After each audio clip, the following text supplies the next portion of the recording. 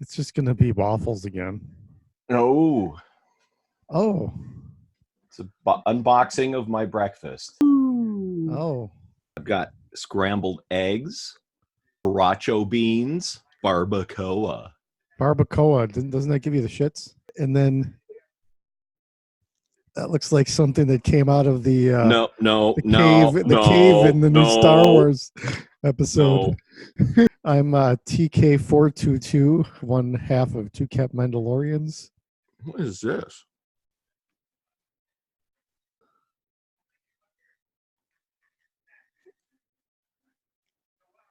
Did you ever see that movie Waiting? What the fuck? There's something like melted on the bottom of my. What is this? The glow stick broke. Oh, you can't eat that now. No, it's not on the food. Well, get it off your hands at least. You didn't break. It didn't break. You broke it. No, it didn't get through. How do you know? There was some stuck on the bottom of the plate, but it didn't go through. No, it's not on the food. I think you should just eat a peanut butter sandwich if you're worried.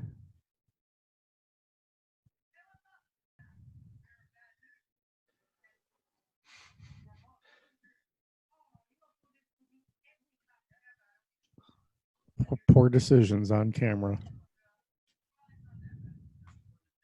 You're supposed to wash your face with it. I'm good. TK422, one half of Two Kept Mandalorians. And I am TK420, well, the other half of Two Kept Mandalorians. And this is... I'm about to die. And you're watching YouTube D2 on Two Kept Mandalorians. That beer doesn't look regulation, Imperial regulation. Well, thank God I'm no longer Imperial. Yeah. The hair either. Yeah. What do you think Vader would have said? I would have been demoted to floating in space. Yeah. So we watched The Mandalorian Chapter 2, the child. Yes. This is about a baby. It is. It's about a baby of the Yoda species. Yep, species unknown by the Star Wars databank. Second episode in, we're right where we left off. Mando is trying to get the target to the client. The target is this little baby that looks like he's a member of Yoda's species. We don't know what his origin is. We do know that he has Force abilities. First thing that they run into, the first problem when they're walking is they run into a few bounty hunters who track them via the fob. The boss. Yeah, a boss creature, and then a couple other. There's three of them, or is there two? I think there were two boss dudes. No, I mean, bounty hunter dudes. They weren't all bosks. Three? Yeah, so he fights them off. It's pretty cool. And then some Jawas steal part of his. He's injured. This is important. He's injured, and he's trying to cauterize the wound with electricity while Baby Yoda looks on. Yeah, and creeps out of his bassinet and his personless pram and waddles over and starts reaching for the wound. And he's so cute. Mm-hmm. He's just like, ah! And this is the first time we've seen the Force being used for ET heel touch power. Yeah, and we know that ET is in canon in the Star Wars galaxy, so maybe the Yoda species learned that from ET or vice versa. No, you're mistaken. Unfortunately, I'm mistaken. There's been Obi-Wan touch healing. Obi-Wan touch heals Luke Skywalker when he's on the ground. I didn't catch that. I guess you could say that, but I guess I didn't think he was that badly injured. He stabilizes him.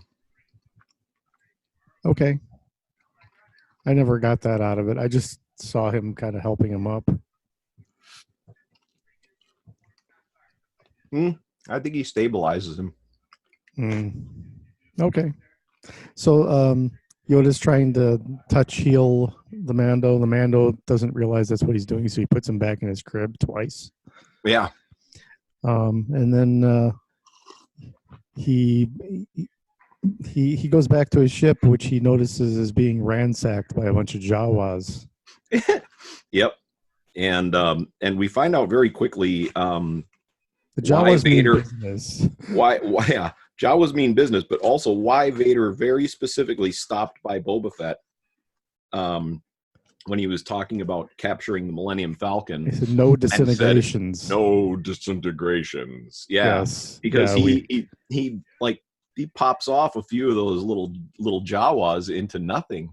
Mm-hmm. With his holiday special gun. Yeah. Yep. And special rounds that he keeps on a little arm bandolier.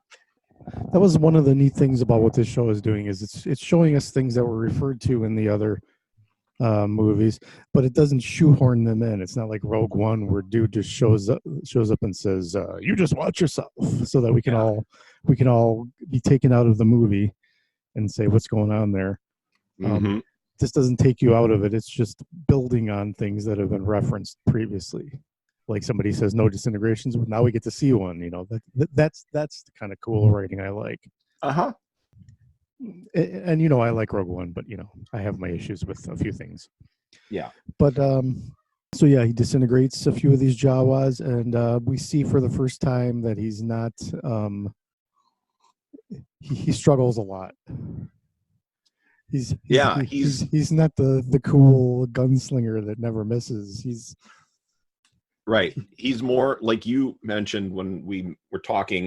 He's more like an Indiana Jones kind of character where, yes, he gets hurt, he gets injured, but he gets the job done. When the Jawas flee, you know, he actually runs after their sandcrawler and starts climbing on it. And there's this long chase scene where we see Din just like climbing on the side, and all the Jawas that are on top and on the inside and everywhere else are just chucking shit at him. They've had this happen before, I think. Yeah. And then they go so far as to knock one of their booms off the top. Oh, that was great. Oh my God. And you don't think about what a formidable vehicle that is until you see it. Yeah. You know. I mean, that thing is huge. Yeah. And moves pretty fast for what it is. Yeah, yeah.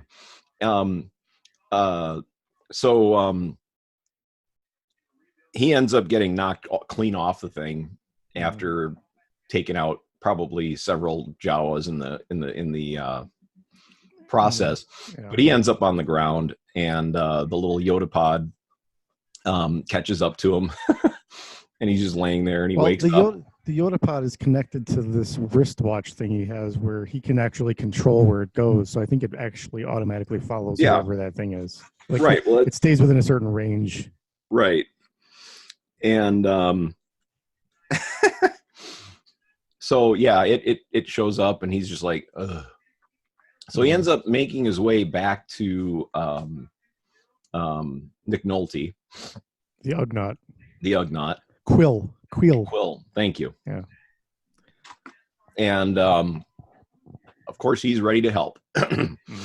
So they he brokers a meeting between, well, an impromptu brokerage of a meeting between the Mandalorian and the Jawas to try to get his parts back. Yeah. And at first they want his armor. Yeah, and then they want the baby. That ain't gonna happen. And then they get the idea. We need the egg. Yeah. So the fun thing about when he sits down with the Jawas, you know, there's all this ritual showing of respect that's needed. So you have to sit down and have a meeting with them. You know, you have to put your guns away. He says, "Guns are my religion." He's like, "Well, then you ain't getting your parts back." Yeah. And then so he puts his guns away. He sits down with them, and then he demands in Jawaese or whatever it is that they give him that he gives the parts back, and the Jawas are like, you sound like shit when you speak Jawa. Yeah. You sound like a Wookiee. They're laughing at him. And they come up with this idea that he needs to go and get the egg. And that we assume that this is something that they've always wanted, but it's too dangerous to go get, so they're sending him. Yeah. And part of them probably thinks he's not going to survive. And then they get to keep his shit anyway. Right. So and get the rest of the ship. Right. So I think they legitimately were hoping that he wouldn't have made it back with the egg.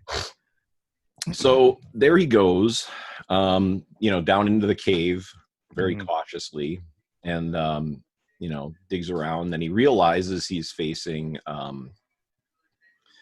a creature that we've seen the brother of. Well, not actual brother, but we've seen a creature that looks very much like this in Attack of the Clones. Yeah. And in fact, I thought this was a Reek. Yeah. REEK, but apparently it's not. It's called a mudhorn. And probably similar species. They look very much alike, but the mudhorn probably lives on places like this planet where there's lots of mud and nasties, and the other one probably lives on, more of a grassland kind of planet. It's weird to see a big bison-like animal laying eggs. Yeah, and the eggs are nasty looking. It's like covered in hair, kind of like the food you were eating earlier. And so he's sent on this journey into the cave to get the egg, and it results in a little battle scene. And the creature gets the best. The mudhorn gets the best of him for quite a while there, and he's down to his last weapon.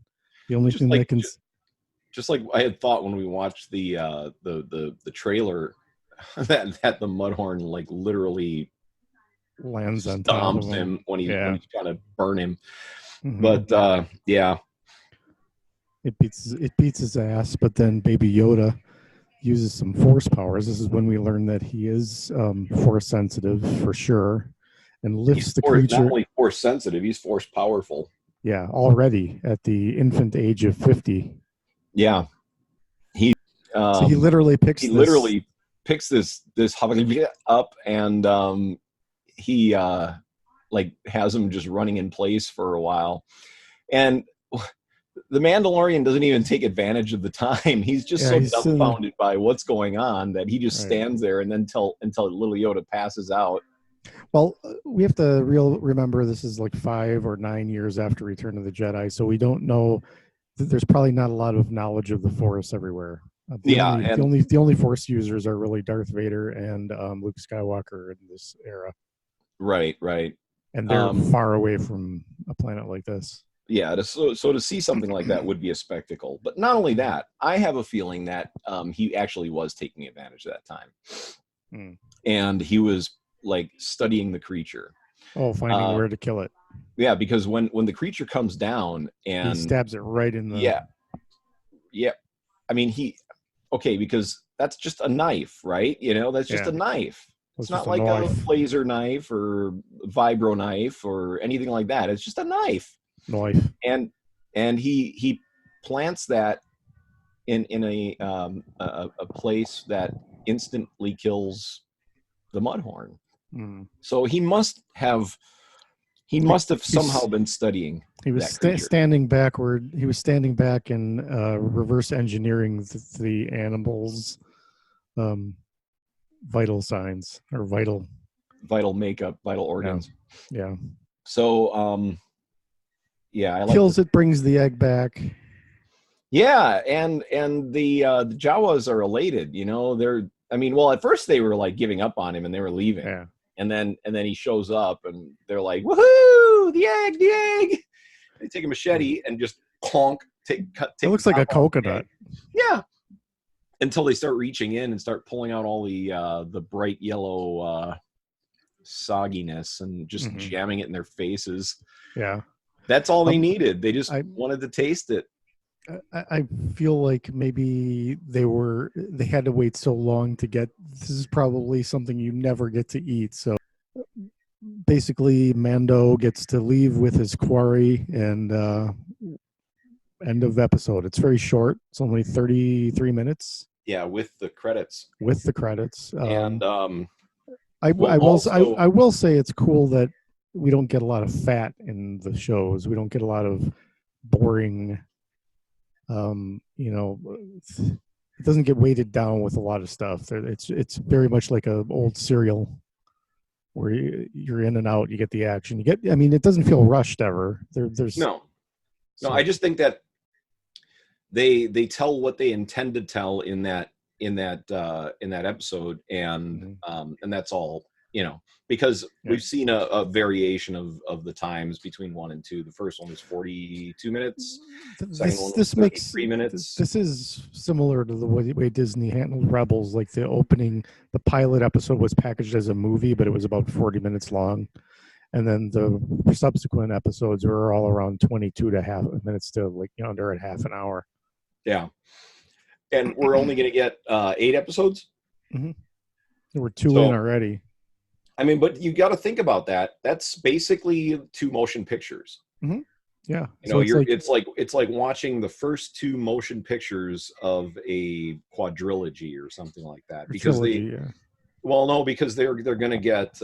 We're doing. They're going to get season 2, and we figure 8 more episodes. That's another 6 hours. Mm-hmm. So that's or another 4 hours. That's another 2.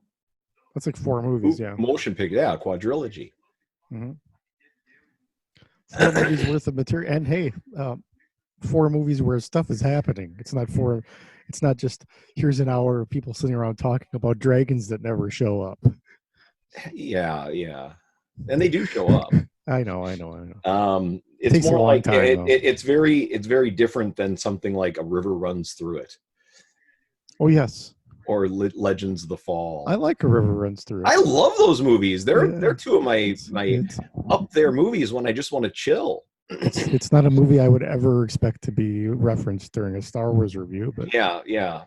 Those kind of movies are like watching Interview with the Vampire, where no one bites anyone. They all just live their Victorian lives, and I love the trailer for From Dusk Till Dawn where it says vampires, no interviews. Hey, there's no interviews in The Mandalorian. It's all down to business. Yeah, it's very straightforward and lovely. I think the next episode we're going to have a little more exposition. We're getting to the point where he's going to be headed back to the client with his quarry. He's going to have a lot of people after him already because they want the quarry, but also because if he decides not to turn the quarry over, there's going to be even more people after him. Yeah. Now, I'm not going to pretend that I didn't see this somewhere else. Mm-hmm. But the elephant in the room is the doctor. What are they going to do with this thing? What is the intention? But what I saw, or what I was shown, is that the doctor has a patch on his arm that is a Camino symbol for clones. Mm-hmm. So that would lend credence to the idea that this creature is already a clone, or the credence to the idea that they want to clone him. Yeah. But here's the question that I saw this somewhere else. Somebody it was in a thread on the Urban Acolyte channel. He's a big Star Wars guy. He's actually really in depth talking about some of the philosophical parts of Star Wars. But one of the commenters actually mentioned the real elephant in the room. The real question is, who is protecting that baby? Who were the people in that building that were protecting the baby? Because that's the real curiosity you should have. Who's protecting that baby? How have they kept him quiet for 50 years? Yeah, thinking is while this gunfight is happening, and during any kind of like random gunfight in a Star Wars or other type of film, is who are the people that are dying, and what's their deal? Obviously, it's pretty straightforward when it's either stormtroopers or rebels, but when you end up on an previously unbeknownst planet and random people are dying, you wonder who they are and what their cause is. And I always think about that when I'm watching a film that there is a lot of action and death and things like that. So that commenter brings up a very good point in that, you know, and if they were able to keep him quiet for 50 years, how were they so easily defeated, and why were they not more well fortified?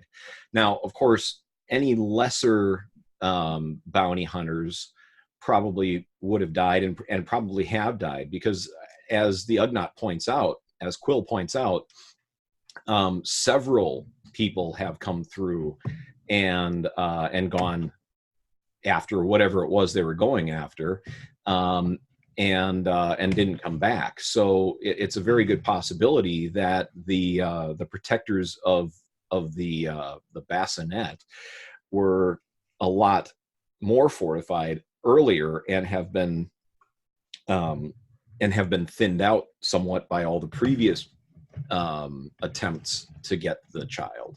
Oh my God! Wow! Oh my God!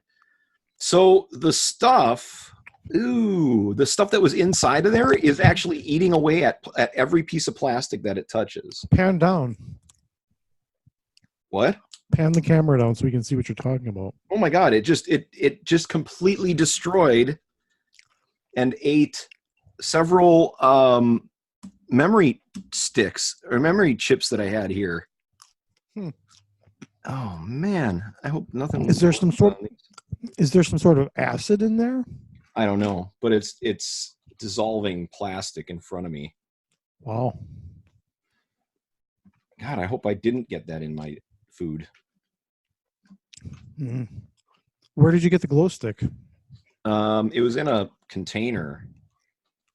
It was in something that was just called Action Pack. I don't even know where it came from, but most of them are completely non-toxic. Obviously, this one, oh my God, look at this. It literally has like eaten through. Whoa.